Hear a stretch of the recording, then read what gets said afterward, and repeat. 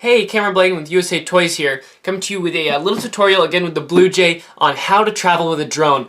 This is a really highly asked question as drones are becoming more and more commonplace in both aerial photography and in just kind of hobbyist sports. It's becoming just as normal as bringing a frisbee to the beach nowadays. So with that said, I'm going to be covering more general travel items. We are going to go over how to fly with a drone, but this is going to be more general, how to keep your drone safe while traveling in car, bus, plane, all of those situations. And it's also going to be focused more on drones of this caliber. There's a lot of tutorials out there on how to travel with like a DJI Phantom, and I'll also briefly cover that. But we're really going to focus on drones like this. Now, through Force One RC here and also USA Toys, we have some metal carrying cases, and these are ideal for traveling with a drone. You know, you've got these, the boxes they come in aren't too bad, and you know, they're pretty solid. Obviously, they're shipped in them. It's a nice box, but as you can see, you know, there's a little bit of give to them when they kind of squish in here. The parts have a little more wiggle room in there. Our travel cases are metal, so they're obviously very strong, and on the inside they've got the impact foam that you see with nice cameras and stuff like that, and the drone just fits right in. So I'm going to open it up and kind of talk about some differences and why you should invest in one of those cases as opposed to just keeping the original box. Now, the original box is intended to come straight from the manufacturer, UDI RC, to the customer, and so it is great for that, but after that, you know, there's not a whole lot of options for where you put your stuff. You know, you can see you got propeller guards that are zip tied down and stuff like that, and while you can still use it, once things are disconnected, the zip ties are disconnected, bags are opened, it's just a little less safe, a lot less safe if you're traveling for your drone. So first off, we're going to talk about where to put different parts of your drone while traveling. So now the batteries are a big one, and we're going to talk about that a little bit later. The controller is another big one, and we will talk about that a little bit later as well. What I'm going to start with is the drone itself. So obviously, if you're traveling to save room, you're going to want to take off landing gear and propeller guards. Now, this isn't always necessary, but if you're traveling in space-restricting places, which most, usually when you're traveling it is, you're going to want to take these off. That's going to make it way easier on you. Now, if you really needed to, these cameras do slip off, just like that, by pushing forward. I'll do that one more time so you can see it, and then you just snap back on. But it is meant to come off like that. You just push it forward, just like that, push it forward, and then it comes off, and then these wires can unplug. Now, if you want to keep your camera safe, which is one of the main parts of the drone, you can take this off and keep this on your person or in a very safe spot. For example, if you're on an airplane, you can keep this in the carry-on, and it's okay because it's just the same as if you had like a phone camera or something like that. Now, I always shy away from keeping things on carry-on on an airplane while we're on that note, because anything that's a little bit out of the ordinary or not seen very often can be suspicious, but they do see a lot more drones nowadays, so they are more likely to be understanding. But if you are able, check it in your checked baggage. Again, if you want to keep the camera separate and keep it safe, you are able to disconnect that. Again, if you've watched my battery tutorial, you never want to keep a battery connected to the drone or really even in the drone if possible. So disconnect that guy and you're good to go. Now, again, if you're really trying to save space, which when you're traveling you usually are, one thing that you can do is take off the propeller. So all these propellers have these caps, and you can just put a screwdriver or fingernail underneath there and pop it off just like I did there.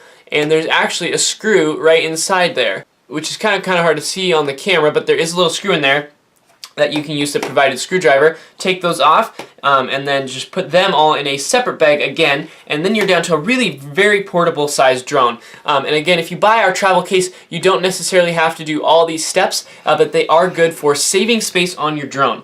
Now, the rest is kind of obvious on the drone. The controller, sometimes people have a little bit more difficulty storing, and mostly because of these controller sticks. So one thing I would advise is if it comes with any of the little foam protectors that nest right around the controller sticks, keep those and save those for if you ever need to go traveling with your drone. If you have an FPV screen like this also, make sure it's folded to its optimum travel position. This UDIRC controller is already pretty portable. It's not huge. They do a good job of keeping it compact. Again, if you're traveling on an airplane, I would recommend taking the batteries out and keeping them in their own bag. We'll talk about batteries more in a second. So again, keep those foam things on here. If you don't have any of those, you can also just use any foam from around your house and just cut a little hole and slip it right over there, and it will keep that safe. Other than that, these controllers, as long as you protect these sticks and lay them flat in like a bag and make sure there's not a lot of weight on these controller sticks, and again, those foam will really help that, then you're going to have a really portable controller, and it's going to be just as safe as your drone. Alright, so let's talk about batteries now. So batteries are oftentimes, people kind of shy away from traveling with a drone because it is so scary to travel with lipos if you don't know what you're doing. So one really important thing to know is these are allowed on flights. And there are a few things that you're going to want to do so you don't get in trouble with TSA, and so you keep the whole flight safe. So the limit is 100 watt hours for a battery, and you can only have 2 over 100 watt hours. Now if it's under 100 watt hours, you can have as many as you want. So a drone battery like this is going to be just fine. You can have as many of these as you want. An example of something that would have 100 watt hours would be the bigger version, over 100 watt hours would be the bigger version of the DJI Inspire batteries. Those are going to cause you problems if you want to bring more than 2. But for these little ones, no problem. Now, some things you're going to want to do is protect yourself and others in the flight. You don't want to be causing any problems and ruin being able to take these on planes and trains. You're going to want to take like some electrical tape, and you're just going to wrap around this battery terminal. You could also just use like cellophane, plastic wrap to just protect, make sure there's no way that this battery could short, because if you short out this battery, it could explode, which is not a good thing.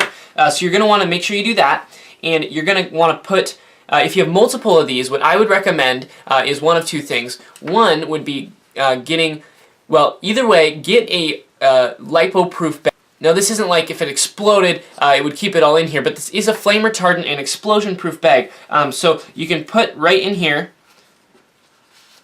the lipo, and you can see very small font there, but they are rated for different sized batteries. So this is for up to 2S 1500 milliamps. So that is a lot, and 10C. That's a pretty big battery, so this is going to be just fine for these little ones. Now, because this is a little bit bigger, if you have 3 or 4 of these, like most drones come with, if you put these in a little Ziploc bag, in addition to having that tape on the terminals, you can slip them inside of here all in the same bag if each of the batteries is in their individual bags. Now, it's not like an FAA rule, but that's what you should do if you want to keep your batteries safe.